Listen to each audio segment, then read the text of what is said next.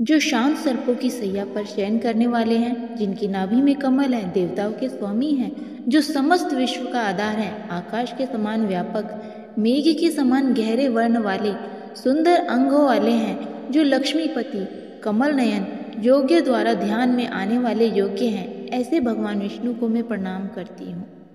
जय श्री राधे। श्री बृहस्पतिवार व्रत कथा। भारतवर्ष में एक प्रतापी और दानी राजा राज्य करता था। वह नित्य गरीबों और ब्राह्मणों की सहायता करता था। यह बात उसकी रानी को बिल्कुल भी अच्छी नहीं लगती थी। वह ना ही गरीबों को दान देती, ना ही भगवान का पूजन करती थी, और राजा को भी दान देने से मना किया करती थी। एक दिन राजा शिकार खेलने वन को गए हुए थे, तो रानी महल में अकेली थी। उसी समय बृहस्पति देव साधु वेश में राजा के महल में भिक्षा के लिए आ गए और भिक्षा मांगी। रानी ने भिक्षा देने से इनकार किया और कहा, हे साधु महाराज, मैं तो दान पुण्य से तंग आ गई हूँ। मेरा पति सारा धन लुटाते रहते हैं। मेरी इच्छा है कि हमारा धन नष्ट हो जाए, फिर ना रहेगा बांस, ना बजेगी बांसुरी। साधु ने कहा, देवी तुम तो बड़ी विचित्र हो।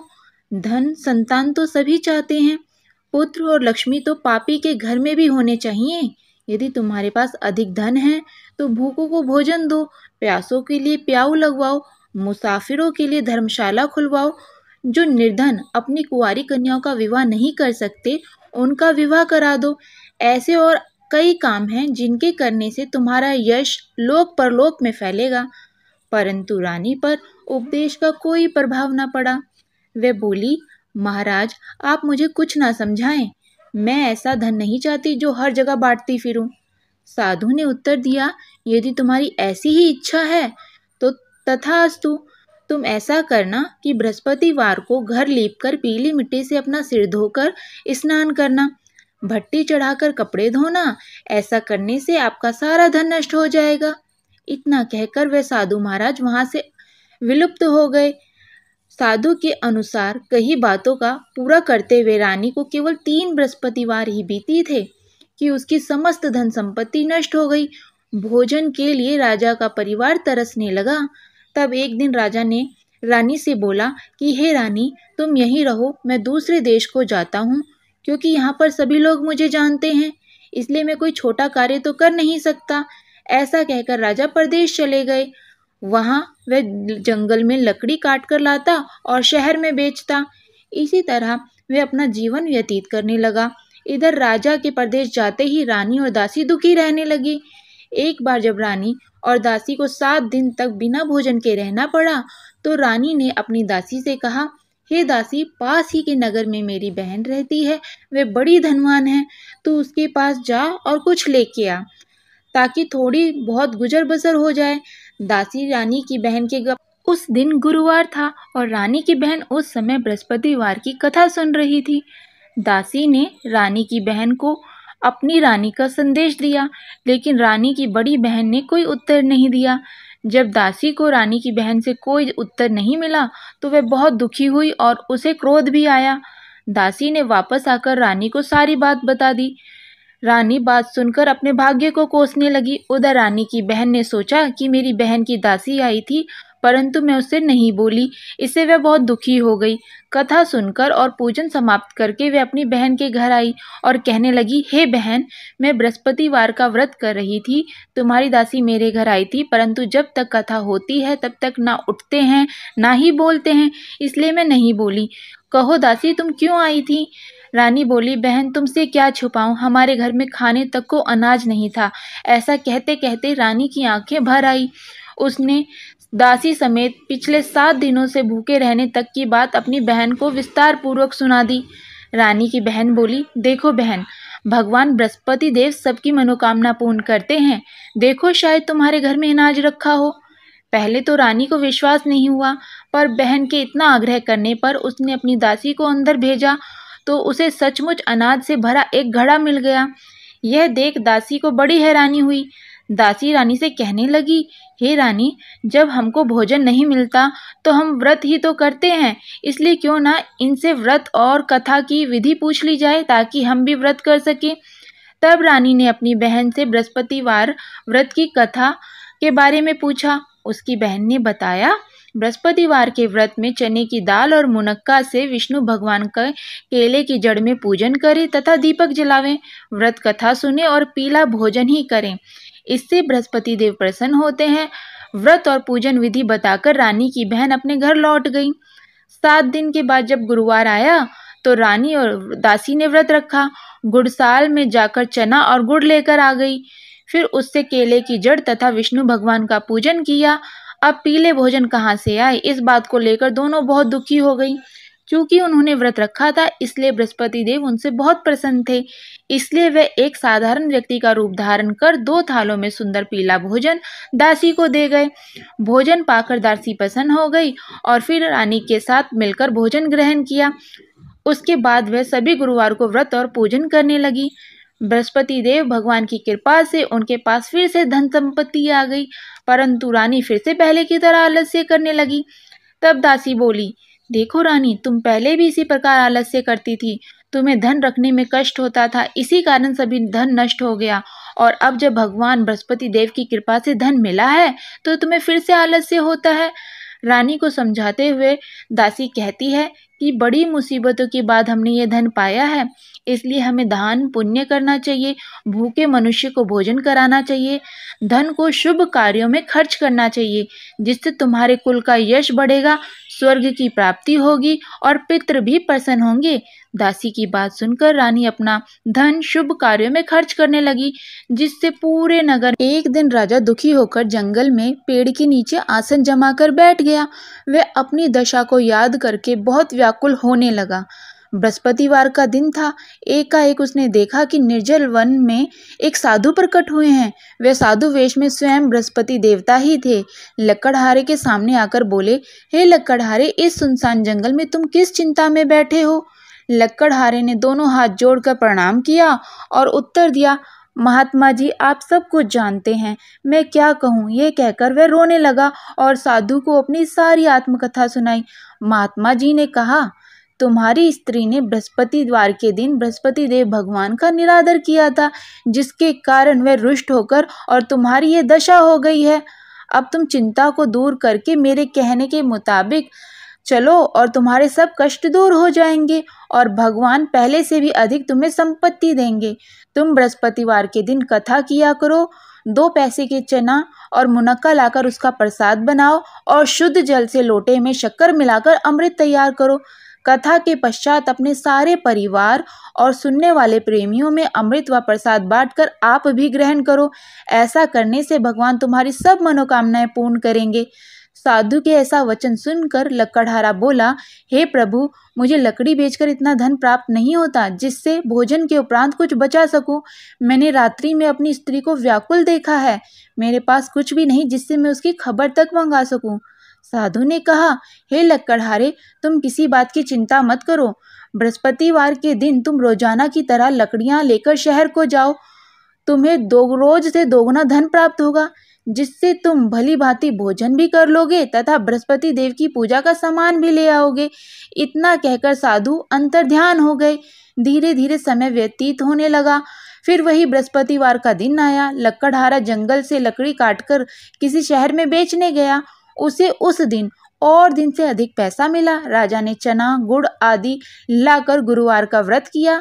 उस दिन से उसके सभी क्लेश दूर हुए, परंतु जब दोबारा गुरुवार का दिन आया तो बृहस्पतिवार का व्रत करना भूल गया। इस कारण बृहस्पति देव भगवान नाराज हो गए। उस दिन उस नगर के राजा ने विशाल यज्ञ का आयोजन किया तथा शहर में ये घोषणा करा दी कि कोई भी मनुष्य अपने घर में भोजन ना बनावे, ना आग जलावे, समस्त जनता मेरे यहाँ भोजन करने आवे। इस आज्ञा को जो ना मानेगा उसे फांसी की सजा दी जाएगी। इस तरह की घोषणा संपूर्ण नगर में करवा दी गई। राजा की आज्ञा अनुसार शहर के सभी लोग भोजन करने गए, लेकिन लकड़हारा कुछ देर से पहुंचा, इसलिए राजा उसको अपने साथ घर लिवा ले आए और ले जाकर भोजन करा रहे थे तो रानी की दृष्टि उस खूंटी पर पड़ी जिस पर उसका हार लटका हुआ था। वह वहां पर दिखाई नहीं दिया। रानी ने निश्चय किया कि मेरा हार इस मनुष्य ने चुरा लिया है। उसी समय सिपाहियों को बुलाकर उसे कारागार में डलवा दिया गया।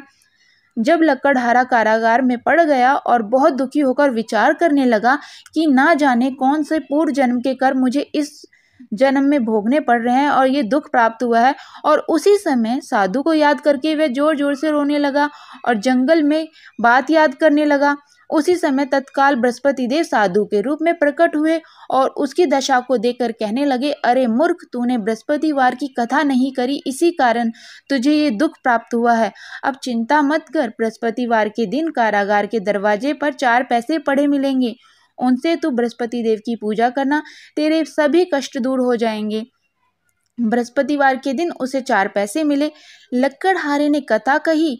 उसी रात्रि को बृहस्पति देव ने उस नगर के राजा के स्वप्न में कहा, हे राजा, तुमने जिस आदमी को कारागार में बंद किया है वह निर्दोष है, वह राजा है, उसे छोड़ देना। रानी का हार उसी खूंटी पर लटका है, अगर तू ऐसा नहीं करेगा तो मैं तेरे राज्य को नष्ट कर दूंगा। इस तरह रात्रि के स्वप्न को देखकर राजा प्रातःकाल उठा और खूंटी पर हार देकर लक्कड़हारे को बुलाकर क्षमा मांगी तथा लक्कड़हारे को योग्य सुंदर वस्त्र आभूषण देकर विदा किया। बृहस्पति देव की आज्ञा अनुसार लक्कड़हारा अपने नगर को चल दिया। राजा जब अपने नगर के निकट पहुंचा तो उसे बड़ा आश्चर्य हुआ। नगर में पहले से अधिक बाग, तालाब, कुएं तथा बहुत सी धर्मशालाएं, मंदिर आदि बन गए थे।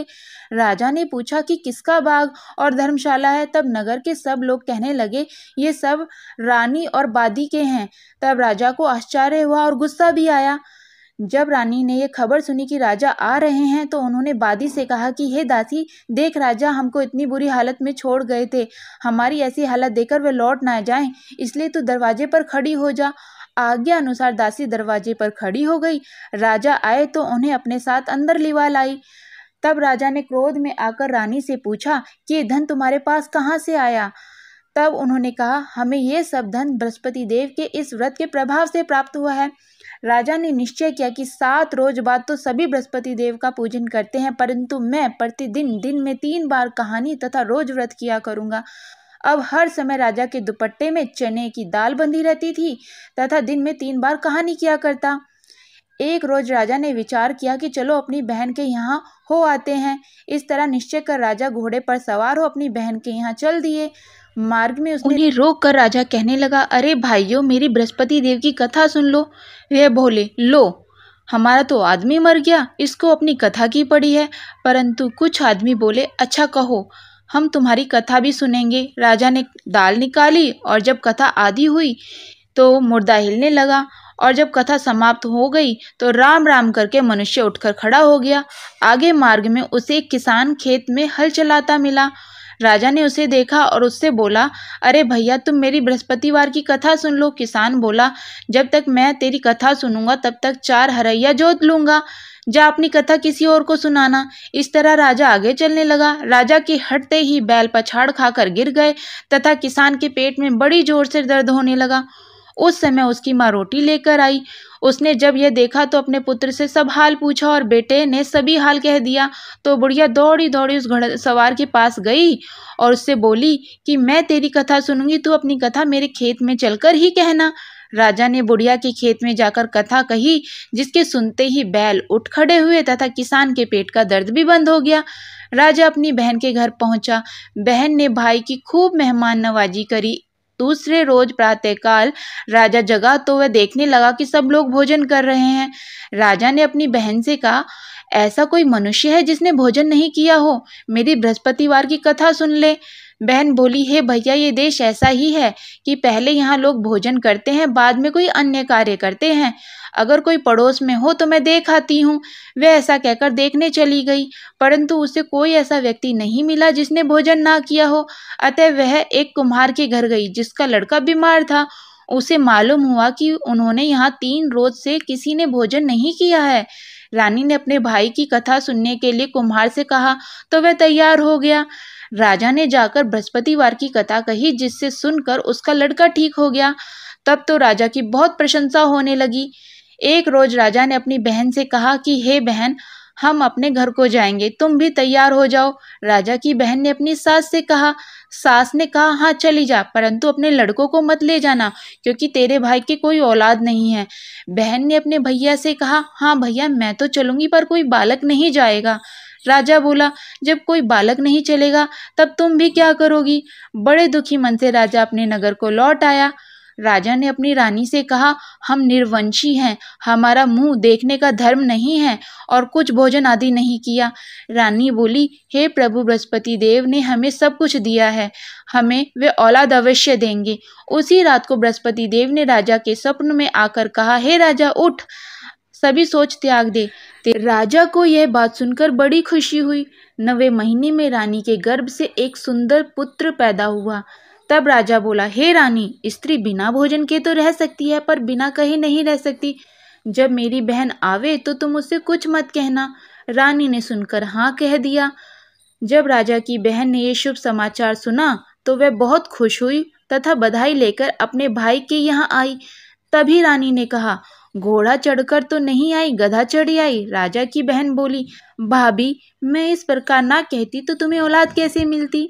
बृहस्पति देव ऐसे ही हैं, जैसी जिसके मन में कामनाएं हैं सभी को पूर्ण करते हैं।